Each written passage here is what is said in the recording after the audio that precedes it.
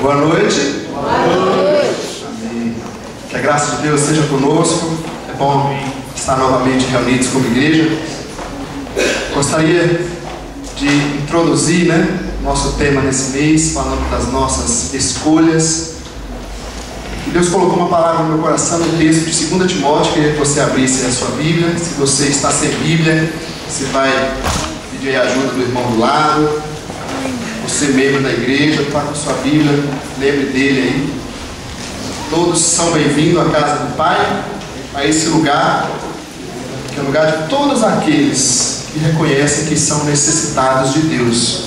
Não é um lugar de pessoas perfeitas, não é um lugar de pessoas santas, sem defeitos, não é um lugar de pessoas, é um lugar de pessoas que reconhecem que precisam do Senhor. Feliz em ver aqui também um casal que a gente conheceu lá na Bahia, que morava aqui, que coisa legal, né? É assim que Deus faz. Prazer imenso estar com vocês. Hilde. Todos acharam aí 2 Timóteo? Sim ou não? Não? Ouviu não aí? 2 Timóteo no capítulo 2. Vamos ler o versículo 8 até o versículo 3. Vou esperar você abrir. Vai lá depois de Apocalipse, o que você acha? Tenha perseverança.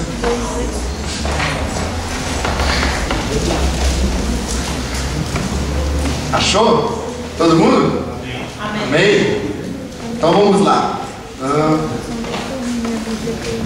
Diz assim: lembre-se de Jesus Cristo, ressuscitado dos mortos, descendente de Davi, conforme o meu evangelho, pelo qual sofro e até estou preso como criminoso. Contudo, a palavra de Deus não está presa. Por isso, tudo suporto por causa dos eleitos, para que também eles alcancem a salvação que está em Cristo Jesus com glória eterna. Esta palavra é digna de confiança. Se morremos com Ele também viveremos. Se perseveramos, com Ele também reinaremos. Se o negamos, Ele também nos negará. Se somos infiéis, Ele permanece fiel, pois não pode negar-se a si mesmo. Amém, queridos? Nosso tema de hoje, falando de escolhas, eu quero falar sobre a escolha nossa, humana, de ser fiel ou infiel ao Senhor, a Deus. Algumas observações desse texto, como a gente sempre faz. Deixa eu ligar aqui,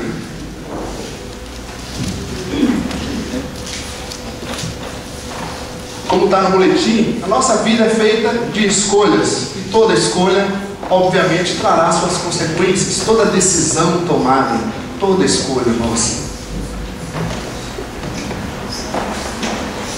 Hoje queremos observar essa escolha de ser ou não fiel ao Criador e as consequências que isso nos traz. Esse texto é interessante, que o apóstolo Paulo, falando para o seu jovem pastor que ele preparou, que ele pregou para ele, discipulou, e ele orienta com base em 3 experiências, na experiência de Jesus, na experiência do próprio apóstolo Paulo e na nossa experiência.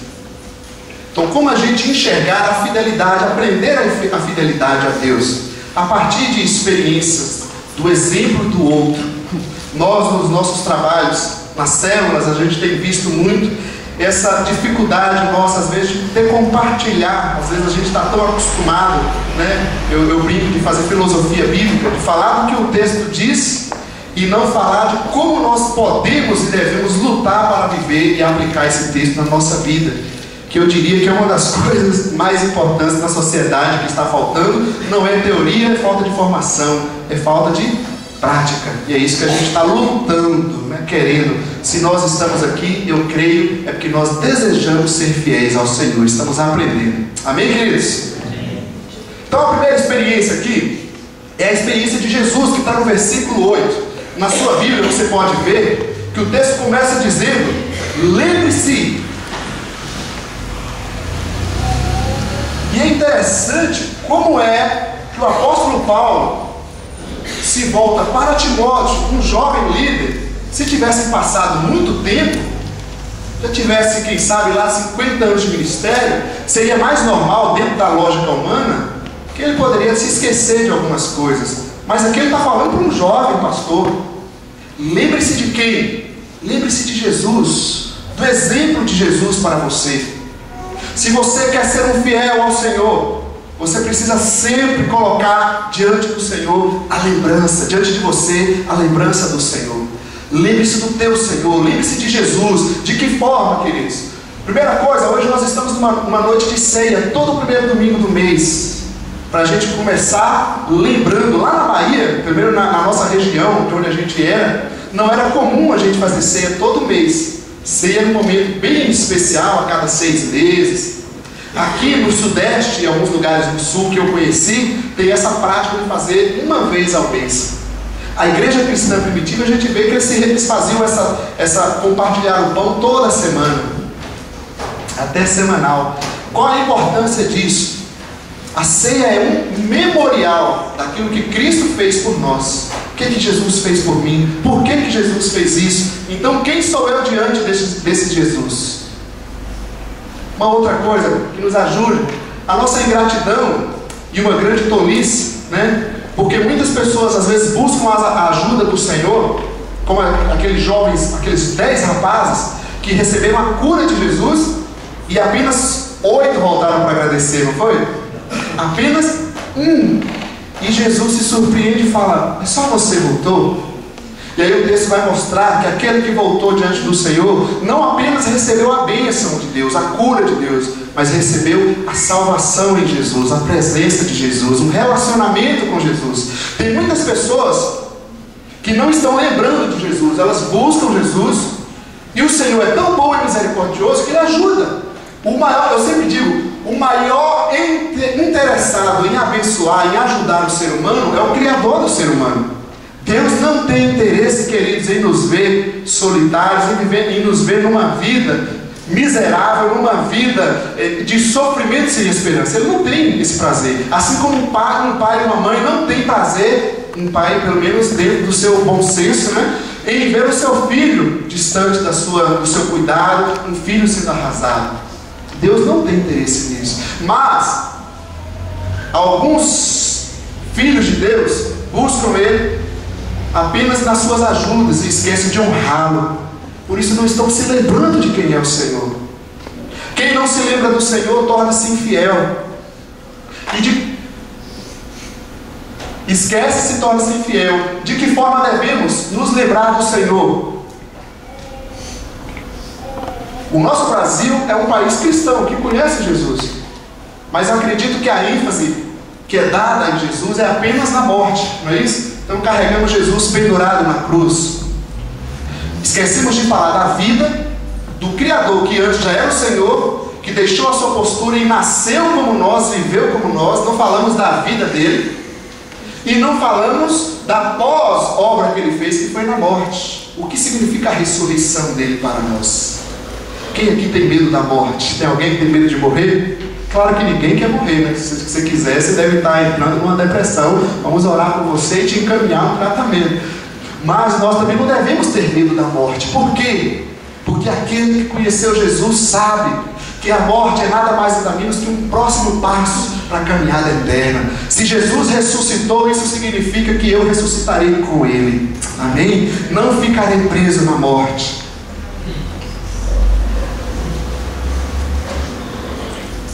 Não devemos lembrar como esse Jesus que morreu, e ainda mais uma outra coisa que apresenta no texto aí, lembrar de Jesus como descendente de Davi. O descendente de Davi. Isso nos leva a lembrar que Jesus se tornou um homem, um menino. E eu não gosto muito da forma que a gente fala do menino Jesus. Por quê? Porque a gente se esquece que o menino Jesus é também o Senhor Criador de toda a terra. Mas também, por outro lado, é impossível a gente viver uma vida com o Senhor de fidelidade, falando do Deus todo-poderoso, soberano e maravilhoso, e se esquecer que Ele passou por todas as experiências que nós, como seres humanos, passamos. Ele viveu todas essas dores, o desemprego, o amigo no trabalho, o patrão, a dificuldade, todos os problemas que nós enfrentamos, o Senhor lidou com isso. Por isso Ele pode nos ajudar. Será que não vale a pena ser fiel ao Criador, que se colocou na nossa posição, que aprendeu tudo como nós vivemos, e estar conosco querendo nos ajudar? Lembre desse Jesus, descendente de Davi, ou seja, descendente de Daniel, de Rogério, descendente do Anderson. Ele viveu como ser humano, com uma descendência humana, como a palavra falou. Se nós queremos ver Jesus, olha para os cristãos aqui. Inclusive essa palavra cristão, ela surgiu na história, não pela Bíblia, mas foram as pessoas lá em Antioquia, no capítulo 8 de Atos, olhando para a vida daqueles seguidores de Jesus, e falou: eles são cristãos, eles são pequenos cristos, eles agem como aquele Jesus de Nazaré. A palavra cristão é isso, é forte essa palavra, não é? É muito pesada para nós. Lembrar de Jesus ainda, queridos, como o próprio texto diz aí, o apóstolo Paulo, conforme o meu evangelho. E aqui eu queria que a gente relembrasse um pouquinho as coisas. De que forma nós estamos pensando em Jesus? Quem é Jesus na sua vida? Quem é Jesus para você? Jesus é um iluminado? É um ser humano que fez grandes obras legais, obras boas de caridade? Quem é Jesus? Ah, Jesus é uma pessoa que toda vez que eu preciso, eu busco socorro nele, ele me ajuda. Não é esse Jesus que a Bíblia nos apresenta. E hoje, naturalmente, a gente não vai falar de todo, do seu ser, de quem é Jesus. Mas a gente precisa tomar cuidado. Qual é o Jesus que a gente está se lembrando e servindo? Qual é o Jesus que está sendo apresentado, que a gente está ouvindo dos nossos colegas, que a gente está ouvindo na televisão e etc. Porque a gente não lê a Bíblia, a gente fica ouvindo coisas que estão fora dela e não sabe o que é certo e o que está errado. Não precisa ler, mas o texto de Gálatas 1, capítulo 6 ao 10, o apóstolo Paulo começa a dizer: se qualquer pessoa chegar diante de vocês, seja por carta, por revelação, falando em nome de Deus, se até um anjo, um ser angelical aparecer diante de você, fala algo diferente do que eu já te falei, que eu já falei para vocês, povo de Gálatas e povo da Filadélfia, amaldiçoe e rejeite isso para a sua vida. Então nós precisamos ter um cuidado com os nossos ouvidos, do que a gente está ouvindo sobre Jesus. Às vezes você vai conversar sobre uma pessoa, sobre Jesus, e logo ele vem apontando algumas coisas que ele deve ver por aí, e ele começa a nos acusar de um monte de coisa. Mas você está falando do Jesus errado. Eu estou falando do Jesus Cristo, o enviado, aquele que está na Bíblia. Não é esse Jesus das religiões. Lembre-se de Jesus. Quem é Jesus? O que Jesus fez na sua vida, ou está fazendo? O que Jesus fez para te salvar? Quem era você sem o Senhor, sem a presença de Deus? E resgata e coloca Ele no devido lugar. Se nós queremos ser fiéis ao Senhor, queridos, não retiremos o Senhor do lugar dele. Como a gente viu acho que ele que a Karina, ou a Maiara, acho que foi a Karina, não foi? Naquele quebra-gelo aqui, na dinâmica da cadeira, que nós queremos tirar o Senhor do controle da nossa vida. Não. Se você quer ser fiel ao Senhor, Ele seja o Senhor. Não somos nós o Senhor da nossa vida. Uma segunda experiência que o texto nos apresenta está na experiência de Paulo, nos versículos 9 ao versículo 10. Dá uma olhadinha de novo no seu texto, para você se lembrar. O que o apóstolo Paulo diz aí no versículo 9? Dá uma olhada na sua Bíblia. A relação do que você vê na experiência com o apóstolo Paulo e do que a gente vê, quem sabe, algumas pessoas falando sobre vida com Deus.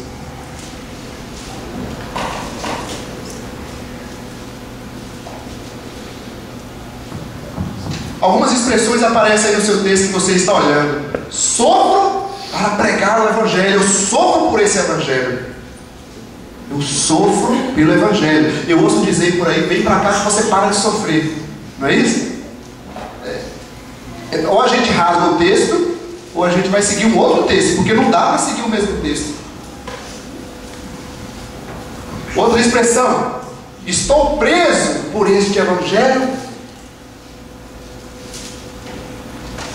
E uma outra: o Evangelho não está preso. Eu diria para vocês, queridos, vejam o sofrimento. Todo fiel a Deus, toda pessoa que quer ser fiel a Deus, ele precisa enxergar os sofrimentos e as lutas dessa vida, não como um desespero para si. Logo bateu a luta na sua porta, no seu casamento, no seu trabalho, o que é que você faz? Você perde o controle, não é isso? Não, aquele que está com Deus tem que ver as lutas dessa vida como uma escola, a escola de Deus. Dizer: Senhor, eis-me aqui, eu estou na sua presença, eu sou fiel a Ti. Não vou me desesperar diante dessa situação. Coloco minha vida na Tua presença. A minha esperança está em Ti. Nós sabemos o caso de José. É uma história que eu admiro muito, porque um rapaz fiel a Deus, fiel ao Senhor, foi injustiçado, abandonado pelos irmãos, vendido pelos irmãos, trabalhando fielmente. O patrão injustiçou, ajudou os colegas na prisão, ninguém ajudou ele. Tudo de errado, vamos dizer assim, na lógica humana aconteceu com esse jovem. Ele permaneceu fiel nas mãos de Deus. A gente precisa se lembrar das experiências dos homens de Deus. Se a gente retirar, querido, o sofrimento, é como um pai que não quer deixar a criancinha cair, né? A gente protege tanto e a criança nunca tropeça. Ela não fica em pé sozinha, a gente quer proteger, ela precisa ficar em pé. Minha mãe dizia, quando pegava o bebê, já começava, bastava ter um mês que ela já queria, cadê a força nas pernas? Levantava, queria, endurece o pescoço, ela já queria ver a criança criar força no joelho, força nas pernas. As lutas da vida nos promovem essas coisas. Agora a gente tem que tomar cuidado a não se entregar a elas, a não se afastar de Deus. A tendência que nós temos, não é isso? Bateu a dificuldade, seja ela qual for, a gente se afasta uns dos outros, de Deus, da comunidade, a gente se isola. E é o grande erro que a gente comete, é isso, que a gente está dizendo: tira o Senhor do senhorio da nossa vida e coloca a luta como o Senhor da nossa vida. E não é assim. Não prenda o ego ao Evangelho, é porque quando a luta bate, a primeira coisa a ser retirada da nossa vida é o Senhor. É ou não é? Você vai ajudar alguém, você vai fazer algo, vai comprar algo. Primeira coisa que você retira do seu orçamento é o Senhor. O seu tempo está apertado, está muito apertado, comprometido com um monte de coisa no trabalho, essa vida corrida que a gente leva. A primeira coisa que a gente tira é o tempo de oração, o tempo de estar com Deus, o tempo de estar na igreja. É ou não é? Lembre-se da experiência do apóstolo Paulo. Eu posso estar preso, mas o Evangelho não está preso. Eu posso passar por lutas, mas o meu Evangelho não é fracassado. Eu posso passar a dificuldade que for, mas o meu Evangelho é vitorioso. Eu posso ficar enfermo, meu corpo pode ficar debilitado, mas o meu Evangelho é são, é puro. É o Evangelho da palavra. É isso que eu aprendo.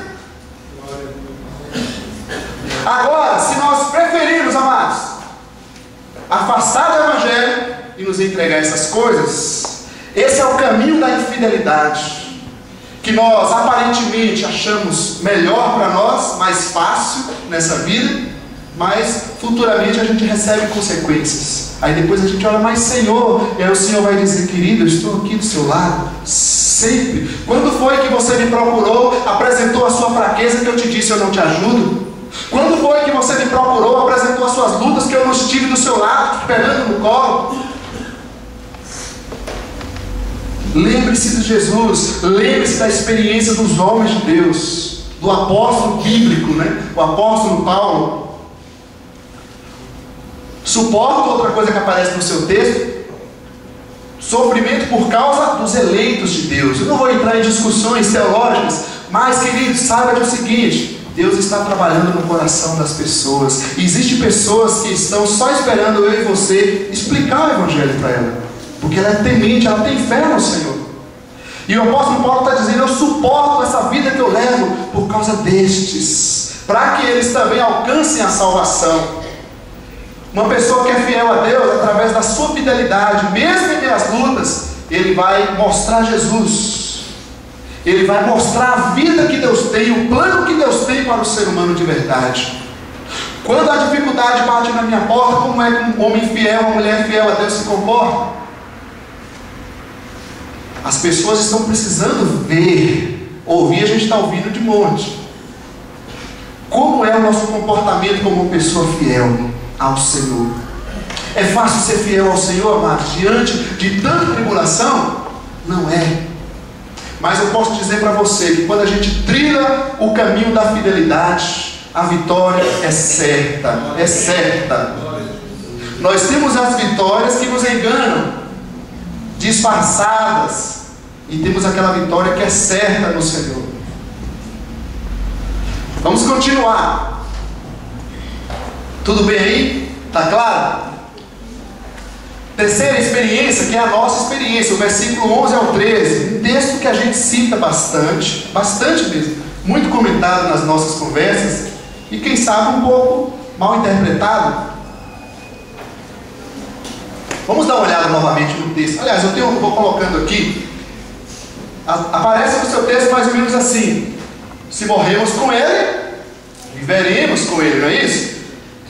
Se perseveramos, né, diante das lutas, das dificuldades, como Jesus perseverou, eu também reinarei com Ele. Veja bem, você quer a coroa de glória, a salvação eterna, a coroa que é colocada? Então, persevere na luta. A coroa é entregue àquele que luta, não há coroa sem luta.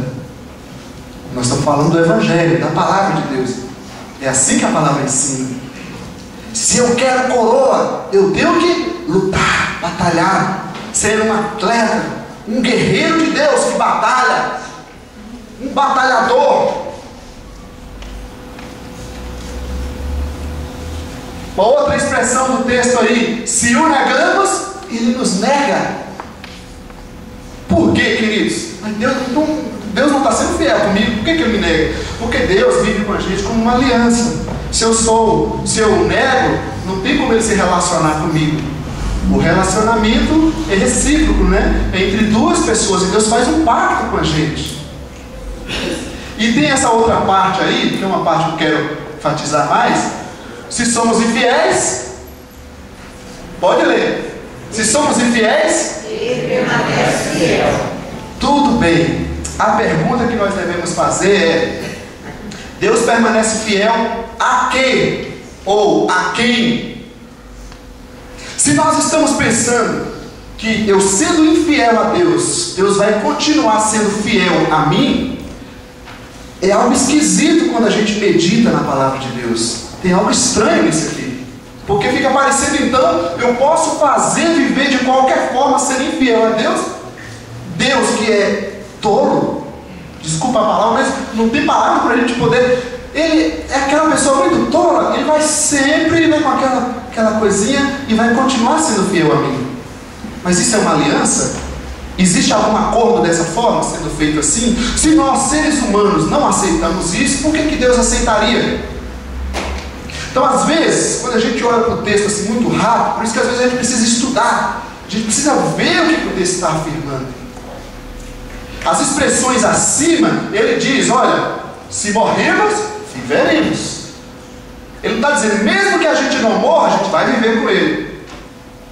Mesmo que você não receba Jesus, não busque Jesus, não, mas todos vão receber a salvação. A Bíblia não fala isso.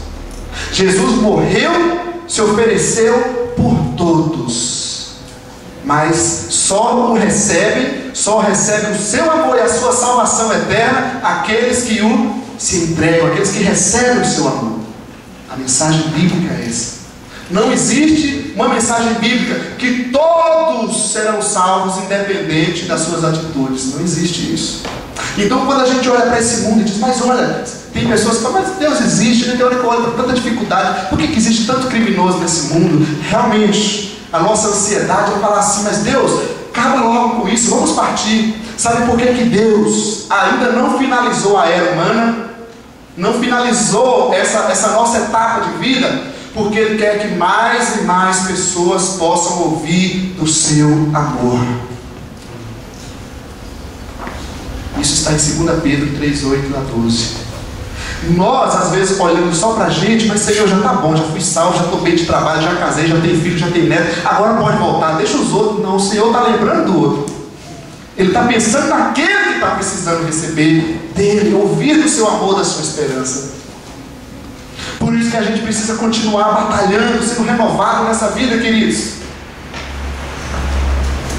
Olha, Deus vai permanecer fiel ao que foi falado. Vamos ler o texto assim, deixar essa frase por último, e aí você diz: Se morremos com Ele, viveremos com Ele. Se perseveramos, reinaremos. Agora o lado negativo. Se o negamos e se somos infiéis, Ele nos negará. Mateus 10, 32 a 33, Jesus já falou para os seus discípulos: se vocês me negarem diante dos homens, eu os negarei diante do meu Pai. Se vocês me reconhecem diante das pessoas, me confessam diante das pessoas, eu os confessarei e reconhecerei diante do meu Pai. O nosso relacionamento com Deus é um acordo. Aí você pode dizer, mas e como é que fica nos momentos, nas nossas falhas e fraquezas? Se a própria Bíblia diz que nós pecamos, aquele que diz que não falha, que não tem falhas é mentiroso. Nós podemos clamar a misericórdia do Senhor. Podemos, sem dúvida. Mas não podemos dizer que o Senhor vai continuar sendo fiel com a gente, mesmo a gente sendo infiel. Não use os termos errados. O termo certo é: eu posso clamar, mesmo eu sendo infiel a Ti, Senhor, eu preciso da Sua misericórdia, eu não tenho para onde ir. Tenha piedade de mim. É por isso que a gente precisa ter misericórdia dos outros, assim como nós dependemos das misericórdias de Deus. Amém? Amém. Vamos continuar. Eu queria dar um exemplo em 2 textos que é muito falado, e eu não poderia falar de fidelidade sem esquecer desses textos. Deuteronômio 28, você não precisa abrir, eu coloquei ele aqui só para a gente trabalhar como exemplo. A primeira parte ele diz, eu vou ler para vocês aqui: se vocês obedecerem fielmente ao Senhor, ao seu Deus, e seguirem cuidadosamente todos os seus mandamentos que hoje lhes dou, o Senhor, seu Deus, os colocará muito acima de todas as nações da terra. Todas essas bênçãos virão sobre vocês e os acompanharão se vocês obedecerem ao Senhor, seu Deus. Agora vocês leiam, dá para ler essa parte de cá? Todo mundo? 1, 2, 3. Se vocês não obedecerem ao Senhor, ao seu Deus, e não seguirem cuidadosamente todos os seus mandamentos, que hoje nos dou, todas essas nações cairão sobre vocês e como é que é falado sobre esse texto? Fica parecendo que a gente compra Deus, mais ou menos assim: ó Deus, está vendo que eu estou fazendo isso aqui? Ó Deus, fui bonzinho com o Mateus, né? Fui bonzinho com o Mateus, então Senhor, olha para mim também. Parece que a gente fica fazendo barganha, troca com Deus, troca de favores, como a política faz, né? Infelizmente, a gente precisa orar mais pelos nossos governantes, mas a grande verdade é que é uma vergonha a nossa política no nosso país, tanta corrupção sem punição, né? Porque corrupção tem em todo lugar. Uma vez eu ouvi Aldinhos falar isso e aprendi e tomei para mim. Agora, o que Deus está mostrando aqui não é isso, que assim, você compra o favor de Deus. Ele está mostrando que existe 2 caminhos. Nós escolhemos o que queremos: o caminho da fidelidade, da obediência ao Senhor, e o caminho da infidelidade, da desobediência ao Senhor. Nós que escolhemos. Quando você trilha o caminho da infidelidade, da desobediência a Deus, mesmo você conhecendo a palavra, o que você vai encontrar nessa estrada? Você vai encontrar buracos. O seu pneu, o pneu do carro vai furar. Você vai encontrar bandidos. Aí você olha: Senhor, o Senhor não está me protegendo, o Senhor não está olhando para mim. E Deus diz: mas você não está trilhando o caminho que eu fiz para você. E Ele não vai te ajudar, porque Ele não pode. Agora, quando eu, a não ser pela misericórdia, quando eu trilho o caminho da obediência, da fidelidade ao Senhor, o que eu vou encontrar? Vou encontrar buracos. Meu pneu vai furar. Vou encontrar bandidos nessa estrada, vou encontrar. Tem uma diferença: Senhor, onde está o Senhor do meu lado? Cadê o Senhor na minha vida? O Senhor vai me estar socorrendo, eu vou estar aprendendo e crescendo e desfrutando de uma grande vitória diante de Deus. Essa é a diferença. Não é que no caminho da obediência, da fidelidade, não tem tribulações. Alguns dizem por aí, né? A Bíblia não diz assim. Nosso objetivo aqui é a palavra. Quem escolhe isso? Ele está dizendo: vocês escolhem o caminho que vocês querem. O caminho da bênção e o caminho da maldição, da obediência e da desobediência. Se andarmos no caminho da fidelidade, desfrutamos das bênçãos que há neste caminho. Um outro texto, muito conhecido, de Malaquias 3. Eu preciso falar desse texto também. Vamos lá, eu queria que vocês lessem. Vamos lá, 1, 2, 3. Vocês estão julgados de grande maldição, porque estão me roubando. A nação toda está me roubando. Tragam o dízimo todo do depósito do templo, para que haja alimento em minha casa. Ponham-me à prova, diz o Senhor dos Exércitos, e vejam se não podem abrir as comportas dos céus e derramar sobre vocês tantas bênçãos que nem terão como guardá-las. Essa força na voz assim é o que? É o que o texto tem causado por aí afora, né? As pessoas falam de igreja, não é isso? Falam de pastor. O que é que as pessoas que não têm Jesus, que não vivem na comunidade, falam e pensam? Sim ou não? Vocês sabem o que eu estou dizendo.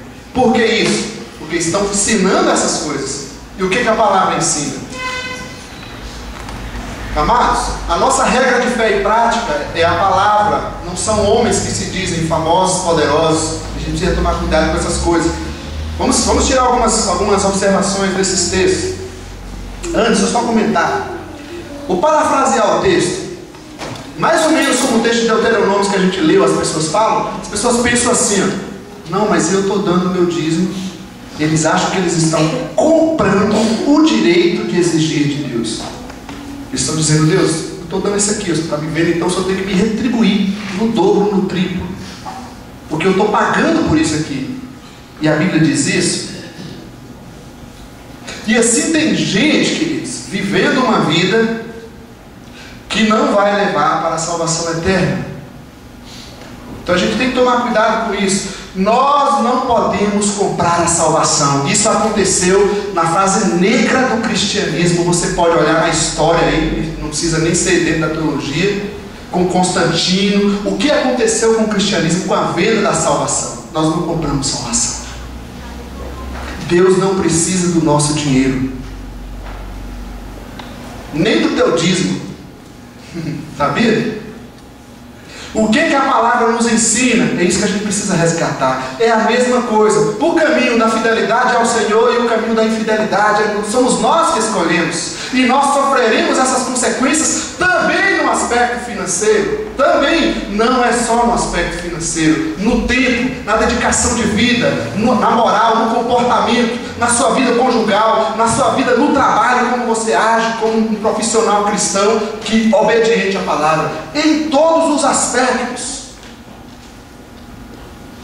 Então a gente precisa resgatar a fidelidade. Às vezes aparecem os irmãozinhos amados, eu não estou isso aqui. Não fiquem chateados usando os exemplos, mas a gente tem que usar as situações. Sei lá, eu ganho aqui, ganho ali, então eu estou dando dízimo de tal parte, e a pessoa vai explicar para mim, eu não dou o dízimo disso aqui. Por quê? Eu sou o dono disso agora? Observe o seguinte, queridos. Cada membro da comunidade, cada fiel a Deus, tem a sua responsabilidade e compromisso com Deus, inclusive, e em primeiro lugar, como exemplo, o líder deveria ser, não é assim? Então a gente precisa resgatar essas coisas. O dinheiro da obra de Deus vai para a obra de Deus, para a casa de Deus. Quem administra são as pessoas eleitas pela igreja para cuidar. Quem investe é a própria igreja. Essa igreja Filadélfia, se ela decide, vamos aumentar, vamos vender, vamos fazer alguma coisa, é a igreja que decide. Nós estamos falando de igreja batista, de comunidade batista. Não é pastor que fica com dinheiro na mão. E não deveria, né? Se existe algumas, não deveria.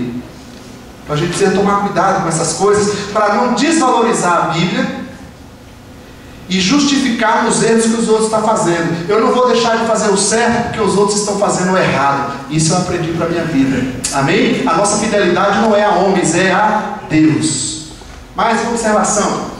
A bênção não é comprada, é o caminho que escolhemos. É o caminho que escolhemos. Então cada um de nós escolhe essa obediência ou não. Mais uma observação. Quem não consagra a primeira parte de sua vida a Deus, eu digo de sua vida, não estou usando nenhum exemplo aqui que é só financeiro, tá? Entrega toda ela à maldição que escolheu. Um exemplo que você não precisa ler no texto de Atos 5, onde Ananias e Safira, um casal, os apóstolos, e era o caso da oferta, não era o caso do dízimo. Qual a diferença do dízimo para a oferta? O dízimo é consagrar a Deus toda a 10ª parte de toda a minha renda.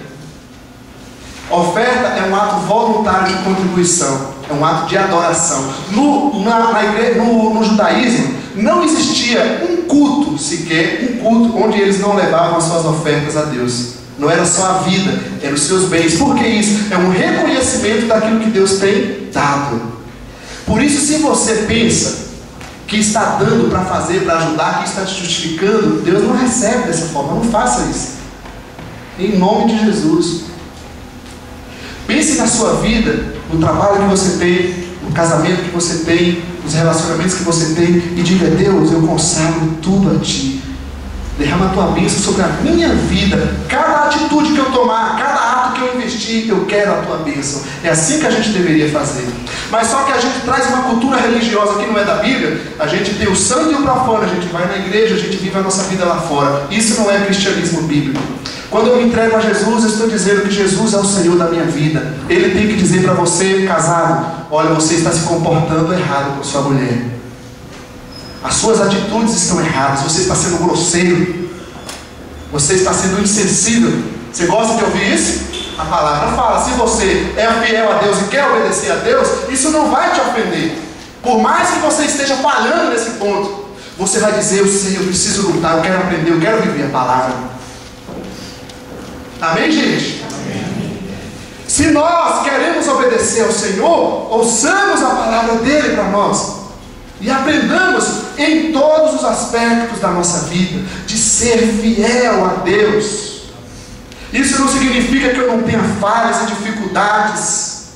Significa, queridos, que eu coloco todas elas na presença do Senhor. Esse texto, como eu estava falando, era um caso de oferta. E eles estavam vendendo para ajudar, levantar uma oferta dedicada a uma certa obra. E ali algumas pessoas, como Barnabé, venderam uma propriedade e entregou aos apóstolos para administrar e doar. Aí chegou um casal querendo se aparecer, vendeu também e entregou a metade, dizendo que estava entregando tudo. E os apóstolos falaram: mas por que? O Espírito Santo mostrando: por que você está mentindo para nós? Você está mentindo para nós, está mentindo para Deus. A propriedade não é sua? É sua. Por que você está mentindo? Quem te pediu para trazer aqui? Então, queridos, o que eu quero dizer para você? Tome cuidado. Não diga que ora uma hora e você não está orando. Tenha a humildade de dizer: pastor, irmão, eu não estou orando, eu estou sendo infiel a Deus, minha vida está um fracasso. E Deus vai te colocar, vai te tocar, vai te levantar. Não diga: eu estou fazendo, estou contribuindo, sou um membro fiel dessa igreja, sou um mentiroso, avarento que não tem coragem de ajudar ninguém. Estou escorando em todo mundo e Deus não pode me abençoar. Tenha coragem. Se nós queremos ser fiéis ao Senhor. É dura essa palavra? Mas é bíblica. Seja ela o que for, é da palavra de Deus. Eu quero que você seja fiel a Deus. E eu busco ser fiel a Deus em todos os aspectos. Eu não sou fiel a Deus em todos os aspectos como deveria ser. É por isso que eu preciso da sua ajuda a cada dia, da sua correção, da sua exortação, do seu ânimo. Uns precisamos dos outros para não deixar o pecado, para não deixar esse mundo contaminar a nossa mente e nos destruir. Aí a gente começa a trilhar um caminho que não é de Deus e a nossa vida afunda, o nosso casamento afunda, o nosso trabalho, as coisas vão afundando a cada dia e a gente diz: cadê o Senhor na minha vida? Sabe onde ficou o Senhor? Ficou do outro lado da estrada que nós abandonamos. Eu quero passar um vídeo para você. Aumenta um pouco o áudio.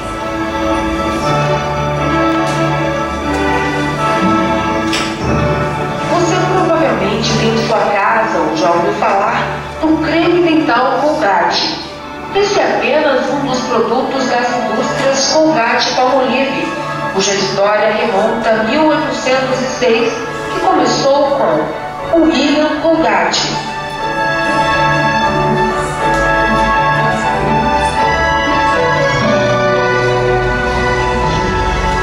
Nascida em 1783, no interior dos Estados Unidos, filha de uma família de imigrantes ingleses, era ainda muito jovem quando foi tentar a vida em Nova York.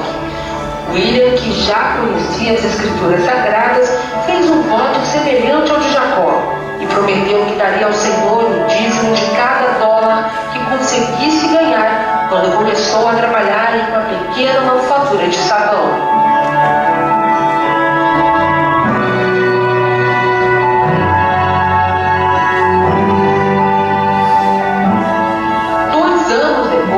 Decidiu começar um negócio próprio, fabricando velas e sabão.